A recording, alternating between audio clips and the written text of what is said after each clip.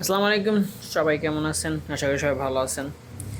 আজকাল মালয়েশিয়ার খুব একটা অবস্থা ভালো না, স্পেশালি যারা ড্রাইভ করেন তাদের জন্য।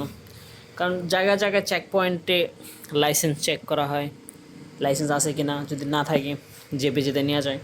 এই ভিডিও আজকে তাদের জন্য যারা লাইসেন্স বানাইতে চান, যারা গাড়ি তো চালাইতে পারেন কিন্তু জানেন না কোথায় যায় লাইসেন্স বানাইতে হইব। যারা লাইসেন্স বানাইতে চান আমাদের সাথে যোগাযোগ করতে পারেন, আমাদেরকে নক দিতে পারেন। হোয়াটসঅ্যাপ নাম্বার নিচে দিয়ে দেওয়া হইব, ওখানে আপনি নক করেন। শুধুমাত্র তারাই নক করেন যারা লাইসেন্স বানানোর জন্য লাইসেন্স বানাতে চাইতেছেন।